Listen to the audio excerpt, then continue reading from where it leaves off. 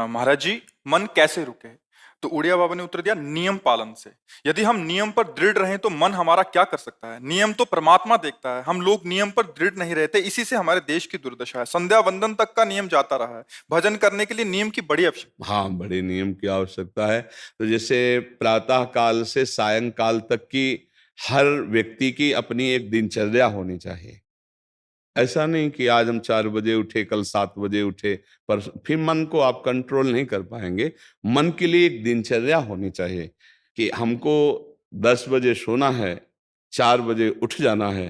तो फिर 4 से 4:15 नहीं होना चाहिए, 4 बजे उठ जाना, ऐसा नियम बना ले। और उठ करके हमको थोड़ी देर नाम जप करना है, थोड़ी देर हमें वाणी जी का गायन करना है, थोड़ी देर हमें ध्यान, एक अपनी दिनचर्या। फिर हम अपने संसार के कार्य के नियम, जो संसार के कार्य हैं, उनको भी करते हुए भगवान को समर्पित करें। जैसे जो पद में है, जो आपको राष्ट्र सेवा मिली है, जो आपको समाज सेवा के पद मिले हैं, या आपको जो घर की सेवा के कार्य मिले, उनमें बहुत धर्म पूर्वक आचरण होना चाहिए। अगर आप अधर्म आचरण करते हैं, अपने पद का दुरुपयोग करते हैं, तो आप सुबह जग करके थोड़ा माला चला लीजिए, फिर भी आपका कल्याण नहीं होगा, क्योंकि आप अपने पद का, अपने सेवा का दुरुपयोग कर रहे हैं। जैसे हम जानते हैं कि अधर्माचरण है, ये अधर्मी है, हमें पता है दोषी, और वो हमको कुछ धन दे देता है और हम उसको मुक्त करवाने की बात सोचते हैं, और जो निर्दोष है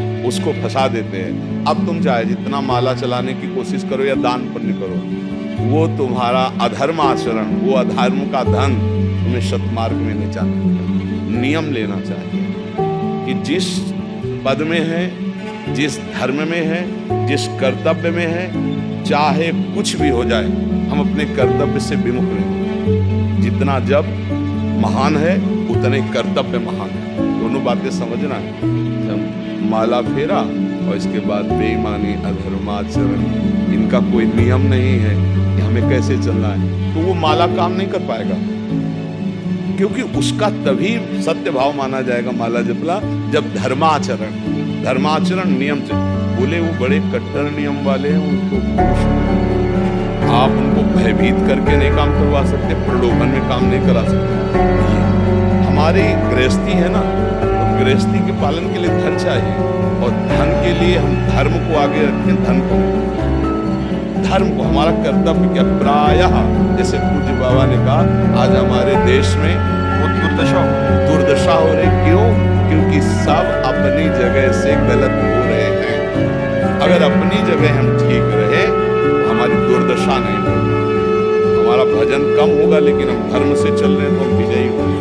हम भगवान को प्रसन्न कर सकते हैं, क्योंकि हमें जो कार्य मिला है वो भगवान का ही कार्य, सृष्टि भगवान का कार्य। जैसे नए बच्चे कुछ वकालत पढ़ रहे थे, तो यहाँ के प्रश्न किया था कि हम जानते हैं कि वो दोषी नहीं है, हम जानते हैं कि वो दोषी है, पर दोषी हमें पैसा दे रहा है, तो हम वकालत पढ़ी इसीलिए, हम उसको जिताएंगे, तो क्या कोई पाप है? तो उनका खुला पाप है। बोले नहीं, हमारी कोई ऐसा कंपनी दो, ऐसा कुछ बोले कि हमारी कंपनी को ये सिखाया जाता है, तो हमको तो ये करना ही होगा, अगर नहीं करेंगे तो हमारी वकालत का मतलब क्या रहा? तो नहीं, वकालत का मतलब अधर्मी को मुक्त करवाना नहीं है। वकालत का मतलब अधर्मी के सबूत एकत्रित करके उसको दंड दिलवाना है, और धर्मात्मा को मुक्त करवाना है। अब इसके लिए आपके पास अर्थव्यवस्था अगर कमजोर भी है, तो धर्म व्यवस्था आपकी पूरी है। धर्म व्यवस्था ठीक है तो परिवार स्वस्थ रहेगा, सुखी रहेगा, भगवान आप पर प्रसन्न रहेंगे। अच्छा, फिर हमने तर्क रखा कि जैसे आपकी बहन के साथ कोई गलत व्यवहार करे, आपको पता है, और वो आपको 10 लाख रुपया घूस दे, तो क्या आप उसका पक्ष लेंगे? नहीं। तो फिर दूसरी बहन के साथ किया है। अब यहां विचार करना है ना, अपने भाई का अगर कत्ल किए हो, मुझे पता हो कि ये दोषी है, तो क्या हम पैसे से उसको मुक्त करने देंगे? लगेगा कि जान की बाजी लगा देंगे, और तुम्हें हम, ऐसे ही एक गरीब आदमी की किसी ने हत्या की है, तो आपका पक्ष बनता है। पर यह ज्ञान कहां मिलेगा? बिना अध्यात्म के ये ज्ञान तो मिलेगा नहीं। ज्ञान तो इस बात का मिला कि कैसे पैसा कमाया जाए। अच्छा, वो पैसा यदि अधर्म से आया है तो आपकी दुर्दशा कर देगा, आपकी बुद्धि भ्रष्ट कर देगा।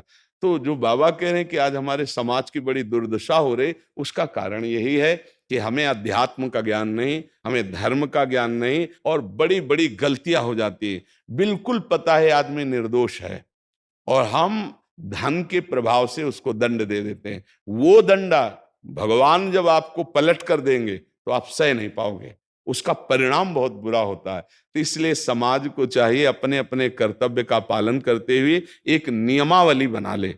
जैसे कुछ दुकानों का नियम होता है कि वहां फिक्स रेट होता है, नहीं होता? वहां ये नहीं चलेगा कि कसम से कहते हैं कि तुम्हें हम अपना जान करके कि 100 रुपया मीटर ये मिला है, हम बिल्कुल मुनाफा नहीं ले रहे। नहीं, झूठ क्यों बोल रहे हो? दुकान खोले हो मुनाफा के लिए, झूठ क्यों बोल रहे हो? नहीं लेंगे मुनाफा, हम जितने का लाए हैं उससे मुनाफा लेंगे, पर 120 रुपया मीटर देंगे, कपड़ा बढ़िया है, नाप फिट है, इससे नीचे नहीं उतरेंगे, हमें सफाई देने की जरूरत नहीं है कि हम कसम खाते हैं या ऐसा। हम जानते हो ये बिजली है, दुकान है, नौकर लगे हैं, तो इसका मुनाफा लेने के लिए दुकान खोलें, कोई दान करने के लिए तो नहीं। तो सबको पता है मुनाफा लेगा, लेकिन एक फिक्स दाम, उससे 10-20 रुपया का मुनाफा लेकर के हम उसको बेच रहे हैं। लेकिन झूठ क्यों बोले? बोले झूठ के बिना धंधा नहीं चलता। नहीं, ऐसा नहीं है।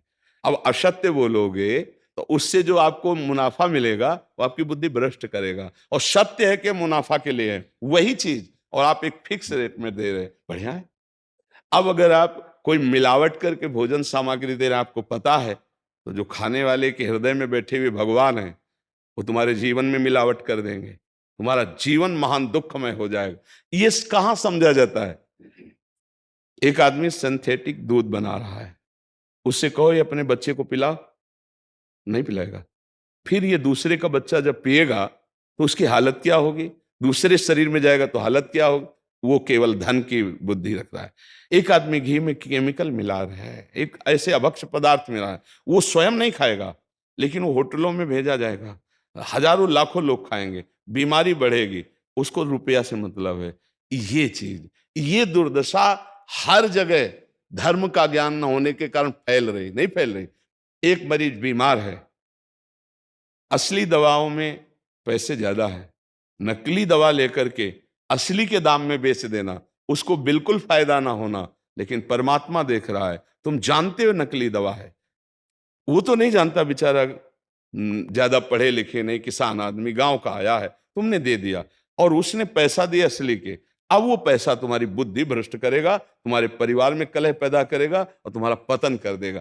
ऐसे हर डिपार्टमेंट में, हर विषय में यदि हम अपने धर्म से चले, अपने सत्य से चले और थोड़ा भी भजन होगा, वो आपको उत्तम गति प्रदान करेगा।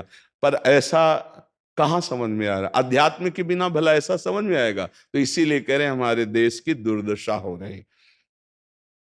पूर्वजों में पहले ये था कि हमारा धर्म नहीं जाना चाहिए चाहे प्राण चले जाएं, हमारा चरित्र नहीं जाना चाहिए चाहे सर्वस्व नष्ट हो जाए। आज इसकी कोई परवाह नहीं, तो उसी से बुद्धि भ्रष्ट हो जाती है, जीवन एक पशुवत आचरण वाला हो जाता है, और वो अपने को बड़ा सुखी समझने लगते हैं कि हमारे पास बड़ा वैभव है। लेकिन प्यारे, उस दिन को याद करो जिस दिन तुम्हारा आखिरी समय होगा, ना तुम्हारा फार्म हाउस जाएगा, ना महल तुम्हारा जाएगा, ना बैंक बैलेंस जाएगा, ना कोई व्यक्ति, और ना ये शरीर। अब तुम्हारे कर्म तुमको भोगवाएंगे। उस समय की कौन याद करता है? अगर उस समय की याद हो तो भय लग जाए कि नहीं नहीं, पाप नहीं करूंगा। मात्र 58 में लाखों भक्तों ने ओंकारेश्वर ज्योतिर्लिंग में भगवान शिव